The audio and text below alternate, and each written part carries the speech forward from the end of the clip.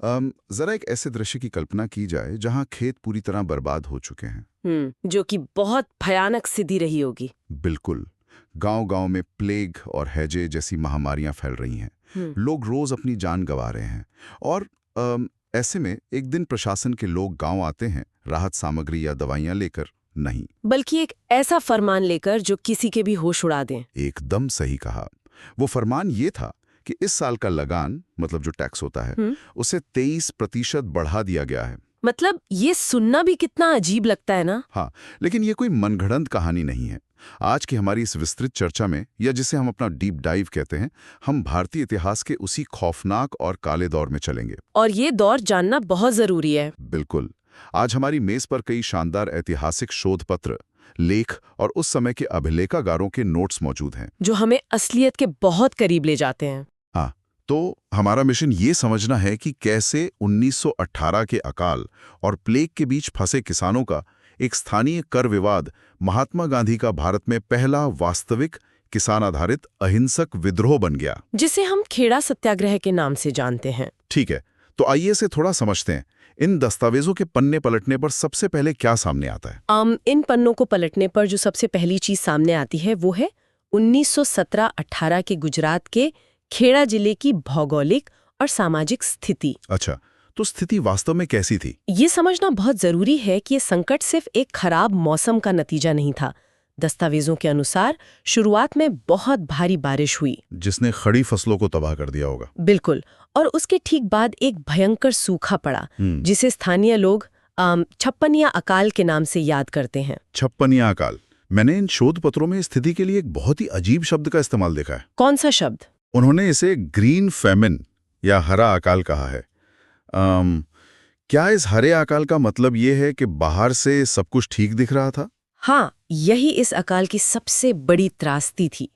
Green feminine का मतलब है कि थोड़ी बहुत बारिश या नमी के कारण पेड़ों पर पत्ते आ जाते हैं। अच्छा, तो बाहर से हल्की हरियाली दिख सकती है? एकदम सही।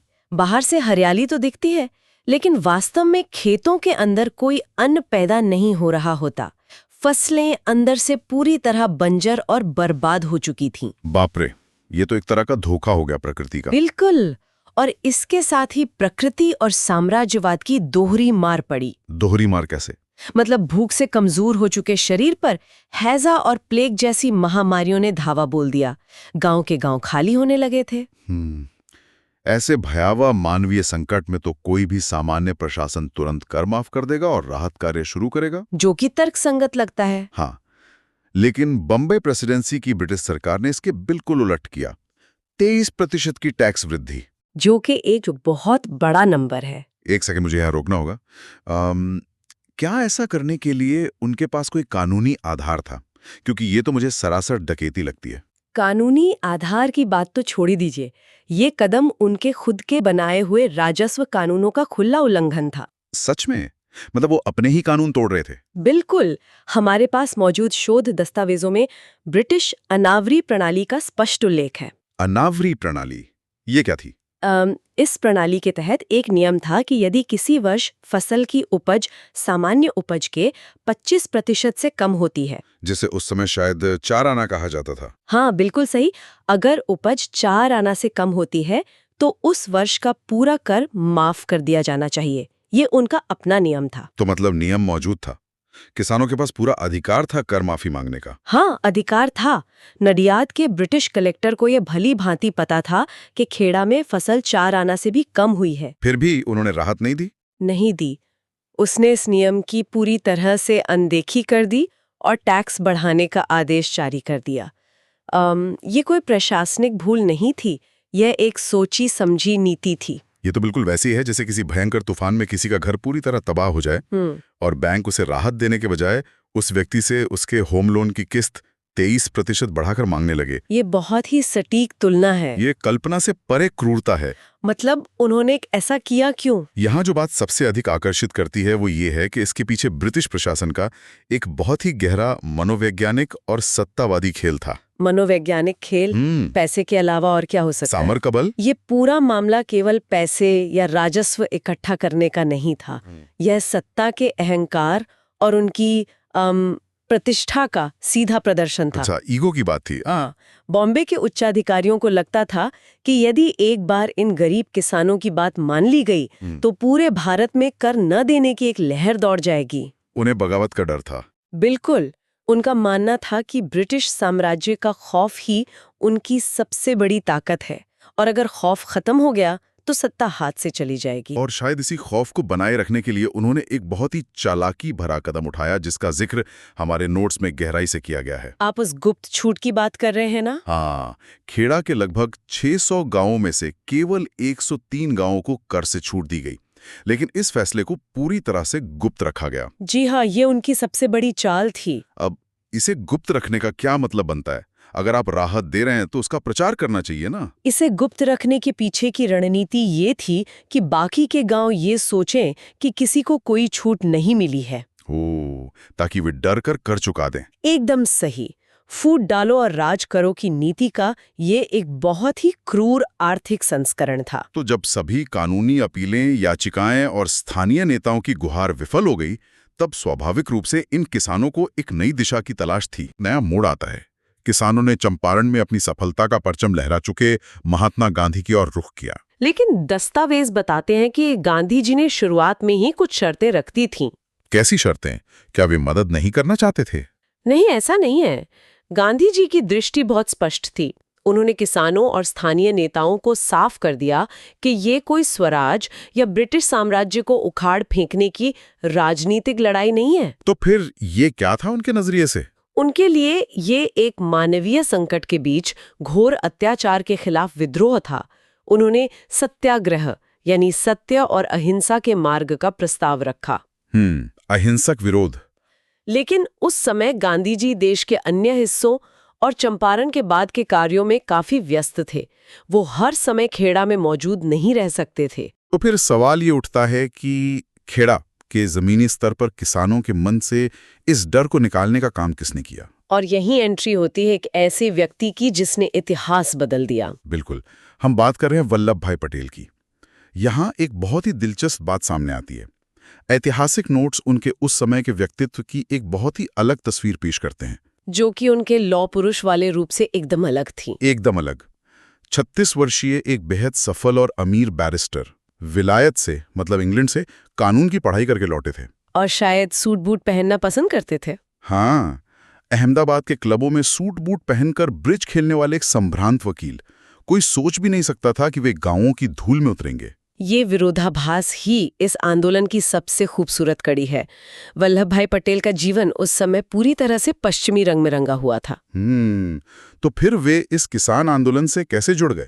वे शुरुआत में गांधी जी के तरीकों को लेकर थोड़े संशय में भी थे, लेकिन जब उन्होंने खेड़ा के किसानों की दुर्दशा और ब्रिटिश प्रशासन की अमानवीयता को करीब से देखा तो उनका मन बदल गया। हाँ, इसने उन्हें भीतर तक झकझोर दिया। उन्होंने अपना वो शानदार और आरामदायक करियर छोड़ दिया और गांव की धूल मिट्टी में उतर गए। लेकिन सुनने वालों के मन में ये सवाल आ सकता है कि एक ब्राउन साहब वाली छवि वाले वकील ने अनपढ़ और डरे हुए किसानों को कैसे संगठित किया? यही उनका सबसे बड़ा मनोवैज्ञानिक दाव था। उन्होंने विदेशी सूट त्याग दिए और पारंपरिक धोती कुर्ता पहनना शुरू कर दिया। मतलब पूरी तरह से किसानों के रंग में रंग गए। बिल्कुल। वे खेड़ा के गांव-गांव घूमने लगे। जब एक विलायत से पढ़ा हुआ बैरिस्टर किसानों के साथ जमीन पर बैठकर उन्हीं की ठेठ गुजराती भाषा में चुटकुले सुनाने लगा, तो एक अलग ही रिश्ता बन गया होगा। हाँ, किसानों के बीच एक जबरदस्त अपनापन पैदा हुआ। पटेल ने उन्हें समझाया कि ये अंग्रेज सरकार अजेय नहीं है। असली जंजीर वो डर है जिसने उनके दिमाग को जकड़ रखा है। ये बहुत ही शक्तिशाली विचार हैं। अगर हम इसे व्यापक संदर्भ में देखें तो ये बदलाव सिर्फ पटेल का नहीं था, ये किसानों के मनोविज्ञान का बदलाव था। वो कैसे? उन्होंने देखा कि जो आदमी अंग्रेजों की दुनिया में इतना सफल था, वो उनकी खातिर उस सफलता को ठोकर मार रहा है। इससे उनका आत्मविश्वास बहुत बढ़ा। गांधी जी इस आंदोलन के वैचारिक प्रमुख थे। उन्होंने दिशा तय की, लेकिन वल्लभ भाई पटेल और उनके साथ नरहरि पारेख, इंदुलाल याज्ञिक और महादेव देसाई जैसे नेताओं ने जमीनी स्तर पर इसे एक सेना की तरह खड़ा किया। बिल्कुल। और इस संगठन की असली परीक्षा हुई 22 मार्च 1918 को, जब नडियाद में सत्याग्रह की औपचारिक शुरुआत हुई। उस दिन कुछ बहुत ही ऐतिहासिक हुआ था। हाँ, इस दिन किसानों ने एक सामूहिक शपथ ली, जो कि कोई साधारण प्रतिज्ञा नहीं थी। एकदम नहीं। उन्होंने संकल्प लिया कि चाहे कुछ भी हो जाए वे ये बढ़ावा और अन्यायपूर्ण कर नहीं देंगे। भले ही प्रशासन कुछ भी कर ले। हाँ, भले ही उनकी जमीनें जब्त कर ली जाएं, उनके मवेशी छीन लिए जाएं, वे झुकेंगे नहीं। लेकिन यहाँ एक बात खटकती है। क्या बात? जब प्रशासन ने दमन शुरू किया तो जाहिर है कि किसानों की पीढ़ियों की कमाई लुट रही थी। पुलिस उनके घर का सामान ले जा रही थी, उनकी गाय भैंसे खोल कर ले जा रही थी। बहुत ही बुरा दौर था। ऐसे में विरोध कैसे जारी रखा गया? स्रोत बताते हैं कि उन्होंने अपनी बची हुई नकदी और कीमती सामान आधिकारिक तौर पर विरोध का आयोजन कर रही गुजरात सभा को दान कर दिया। रुकिए, ये बात मेरी समझ में नहीं आ रही है। क्यों? जब उनके पास खाने को नहीं है, घर का सामान जब्त हो रहा है, तो वे अपनी बची खुची नकदी दान क्यों कर रहे थे? ये तो मतलब आत्मघाती कदम लगता है। सतह पर देखने से ये आत्मघाती लग सकता है, लेकिन रणनीतिक रूप से ये एक मास्टर स्ट्रोक था। मास्टर स्ट्रोक कैसे? किसानों को पता था कि अगर वे पैसे घर में रखेंगे तो ब्रिटिश पुलिस उसे जब्त कर लेगी और वो पैसा अंग्रेजी खजाने में चला जाएगा। ओह, अच्छा। इसलिए उन्होंने अपनी बची खुची संपत्ति को एक केंद्रीय कोष यानी गुजरात सभा में डाल दिया। इससे दो फायदे हुए। पहला तो ये कि पुलिस के हाथ कुछ नहीं लगा। बिल्कुल। और दूसरा, इस सामूहिक कोष से पूरे आंदोलन को लंबे समय तक चलाने के लिए रसद, यात्रा और संचार का खर्च निकाला जा सका। अरे वाह, ये एक तरह का कलेक्टिव फंडिंग मॉडल था जिसने आंदोलन को टूटने नहीं दिया। हाँ, ये अनुशासन और सूझबूझ ही तो अंग्रेजों को चकित कर रही थी।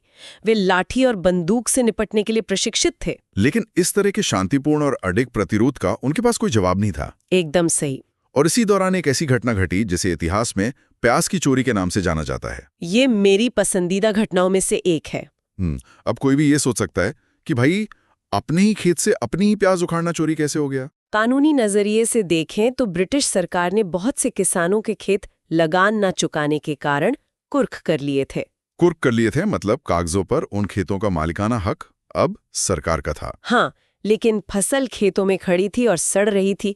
ऐसे में गांधी जी ने एक बहुत ही साहसिक और प्रतीकात्मक सलाह दी। उन्होंने क्या कहा? उन्होंने कहा कि जो खेत अन्यायपूर्ण तरीके से छीने गए हैं, उनकी फसल पर नैतिक रूप से असल हक किसानों का ही है, इसलिए वे जाकर अपनी फसल खुद काट लाएं। जरा सोचिए, अपनी ही मेहनत से उगाई गई प्याज को अपने ही खेत से उखाड़ना अपराध कैसे हो सकता है? लेकिन मोहनलाल पंड्या नाम के एक स्थानीय नेता ने ठीक ऐसा ही किया। और उन्होंने इतिहास रच दिया। हाँ, उन्होंने कुछ किसानों के साथ मिलकर एक कुर्क किए गए खेत से प्याज की फसल उखाड़ ली। जाहिर है उन्हें गिरफ्तार कर लिया गया और सजा सुनाई गई। लेकिन इस एक घटना ने पूरे आंदोलन में एक जबरदस्त मनोवैज्ञानिक ऊर्जा भर दी। वो ऊर्जा कैसी थी? इस घटना ने जेल जाने के खौफ को ही खत्म कर दिया।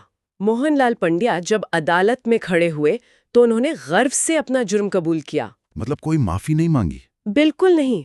जब उन्हें सजा हुई तो भीड़ ने रोने या डरने के बजाय उनका एक नायक की तरह स्वागत किया। ये बहुत बड़ी बात है। ये केवल प्याज की बात नहीं थी, ये ब्रिटिश सत्ता के उस तिलिस्म को तोड़ने का तरीका था जिसने पीढ़ियों से भारतीयों के दिमाग को जकड़ रखा था। ये एक सीधा संदेश था कि हम तुम्हारे अन्यायपूर्ण कानूनों को नहीं मानते। बिल्कुल। इसी बात को पुख्ता करता है बॉम्बे के तत्कालीन कमिश्नर F.G. प्राट का वो बयान जो हमारे शोध में सामने आया है। उन्होंने क्या कहा था? प्राट ने खुद स्वीकार किया था कि भूमि राजस्व कानून को तोड़ना पूरी ब्रिटिश प्रशासनिक व्यवस्था को नष्ट करने के बराबर है। उन्हें समझ आ गया था कि बाजी उनके हाथ से निकल रही है।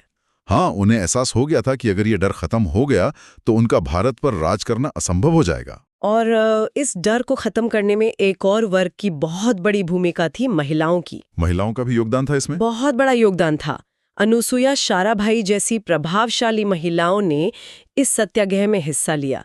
उन्होंने गांव-गांव जाकर महिलाओं को जागरूक किया। ये तो आंदोलन को एक नया ही आयाम दे देता है। सोचिए ना, जब घर की महिलाएं बाहर निकलकर सत्याग्रह का हिस्सा बन गईं और जेल जाने को तैयार हो गईं, तो पुरुषों का हौसला कितना बढ़ गया होगा। बिल्कुल। इससे ये आंदोलन केवल कुछ जमींदारों का नहीं रहा, बल्कि ये पूरे समाज का एक सामूहिक विद्रोह बन गया। और आखिरकार इस अटूट एकता और अनुशासन का परिणाम 5 जून 1918 के आसपास सामने आया, जब सरकार को झुकना पड़ा। हाँ, ब्रिटिश सरकार को ये एहसास हो गया कि ये किसान टूटने वाले नहीं हैं। जेलें भर चुकी थी, प्रशासन की पूरी दुनिया में बदनामी हो रही थी, और सबसे बड़ी बात, सरकारी खजाने में कोई लगान नहीं आ रहा था। जो उनके लिए सबसे ज्यादा चुभने वाली बात थी। मजबूर होकर उन्हें एक सम्मानजनक समझौता करना पड़ा। समझौते में क्या तय हुआ? चालू वर्ष और अगले वर्ष के लिए कर स्थगित कर दिया गया, जो वृद्धि दर तय की गई थी उसे घटा दिया गया, और जो भी संपत्ति जब्त की गई थी वो वापस कर दी गई। लेकिन यहाँ एक बहुत ही दिलचस्प ऐतिहासिक मोड़ है। अच्छा, वो क्या? ब्रिटिश सरकार ने अपनी तथाकथित प्रतिष्ठा बचाने के लिए एक कूटनीतिक चाल चली। मतलब हार कर भी वो अपनी ईगो शांत करना चाहते थे। हाँ, उन्होंने अपनी हार खुले तौर पर स्वीकार करने या कोई बड़ी सार्वजनिक घोषणा करने के बजाय कलेक्टरों को एक अदृश्य या गुप्त निर्देश जारी किया। गुप्त निर्देश मतलब ये तो बिल्कुल वैसा ही है जैसे कोई बड़ी कंपनी अंदर ही अंदर अपने कर्मचारियों या ग्राहकों की सारी मांगें मान ले, लेकिन बाहर प्रेस रिलीज में कहे कि हम अपनी शर्तों पर ही काम कर रहे हैं और हम किसी के आगे झुके नहीं हैं। अंग्रेजों को बस अपना ईगो बचाना था। बिल्कुल सटीक तुलना है। इस गुप्त निर्देश में कहा गया कि कर केवल उन्हीं किसानों से लिया जाए जो स्वेच्छा से इसे देने में सक्षम है, और जो गरीब हैं उन पर कोई दबाव न डाला जाए। वे दिखाना चाहते थे कि वे मजबूर नहीं हैं बल्कि दयालु हैं।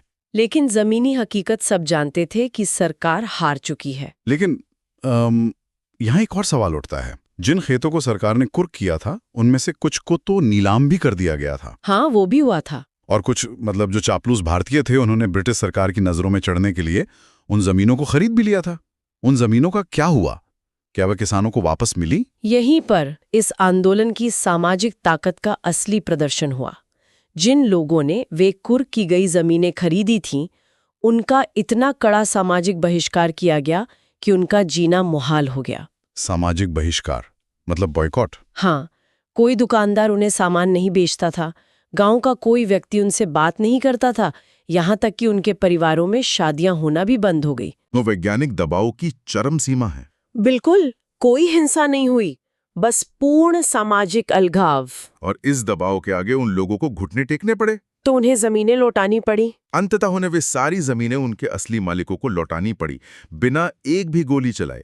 एकता की इससे बड़ी मिसाल क्या हो सकती है? ये एक बहुत ही महत्वपूर्ण प्रश्न खड़ा करता है।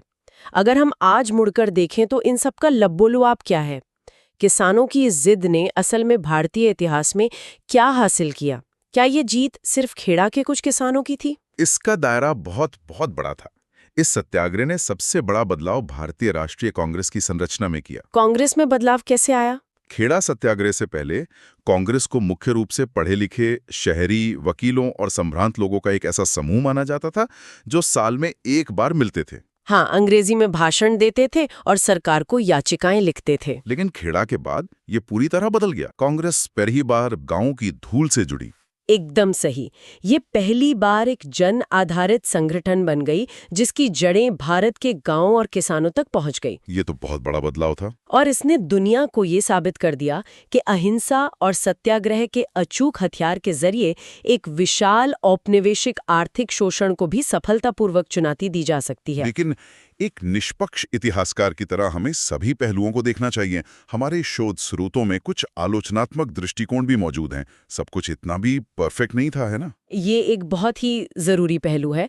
कुछ आधुनिक इतिहासकारों ने इस आंदोलन की सीमाओं को भी रेखांकित किया है। उनकी मुख्य आलोचना क्या है? उनकी मुख्य आलोचना ये है कि ये आंदोलन मुख्य रूप से जमीन के मालिक किसानों, विशेषकर पाटीदार समुदाय तक ही सीमित था। तो जो भूमिहीन मजदूर थे उनका क्या? भूखमरी झेल रहे थे, उनकी समस्याओं को इस आंदोलन में बहुत हद तक नजरअंदाज कर दिया गया। ये समझना महत्वपूर्ण है। कर माफी जमीन वालों के लिए एक बड़ी राहत थी, लेकिन जिसके पास जमीन ही नहीं थी उसके लिए ये जीत सीधे तौर पर कोई रोटी नहीं ला रही थी। बिल्कुल। बुनियादी ढांचागत सुधारों पर कोई लंबी चर्चा नहीं हुई। तो इस सब का असल में क्या मतलब है? इन सीमाओं के बावजूद खेड़ा सत्याग्रह की ऐतिहासिक महानता कम नहीं होती। इसने भारत को भविष्य के बड़े आंदोलनों जैसे असहयोग आंदोलन और सविनय अवज्ञा आंदोलन के लिए एक खाका तैयार करके दिया। और सबसे बढ़कर इसने देश को वल्लभ भाई पटेल के रूप में एक ऐसा अद्वितीय नेता दिया जिसने आगे चलकर 500 से अधिक रियासतों को मिलाकर एक आधुनिक और एकजुट भारत का निर्माण किया। जिस व्यक्ति ने खेड़ा के किसानों को एक किया, उसी ने बाद में पूरे देश को एक किया। एकदम सही। और सत्ता के उस अहंकार को हमेशा के लिए तोड़ दिया जो मानता था कि जनता केवल आदेश मानने के लिए है, सवाल उठाने के लिए नहीं। तो आज के इस विस्तृत अध्ययन को समेटते हुए हम कह सकते हैं कि खेड़ा सत्याग्रह सिर्फ एक टैक्स विवाद की कहानी नहीं है। ये उस टूटे हुए सुरक्षा जाल की कहानी है जिसे व्यवस्था ने छीन लिया था, लेकिन आम लोगों ने खुद अपने हाथों से, अपनी अटूट एकता से उसे दोबारा बुना। बहुत खूब कहा। जाते जाते सुनने वालों के लिए गहरा निचार छोड़ना चाहूंगा। खेड़ा में मिली ये जीत सिर्फ जमीन और लगान की जीत नहीं थी, ये सदियों से चले आ रहे उस डर पर जीत थी जो साम्राज्यों की असली नींव होता है। बिल्कुल, डर ही सबसे बड़ी बेड़ी है। एक बार जब कोई समाज ये सीख जाता है कि सत्ता की दमन से डरे बना एक साथ कैसे खड़ा होना है, तो वो समाज सिर्फ एक कर कानून नहीं बल्कि पूरी व्यवस्था को बदलने की ताकत पा लेता है। एकदम सही बात है। तो आज के समय में जरा सोचिए, क्या हमारे आसपास आज भी ऐसे अहिंसक, अनुशासित और शांत संगठित विरोध चल रहे हैं जो बिना किसी शोर शराबे या हिंसा के गहरी से गहरी व्यवस्थाओं को बदलने की ताकत रखते हैं? ये सोचने वाली बात है। इसी विचारोत्तेजक सवाल के साथ इतिहास के पन्नों की आज की ये यात्रा यहीं समाप्त करते हैं।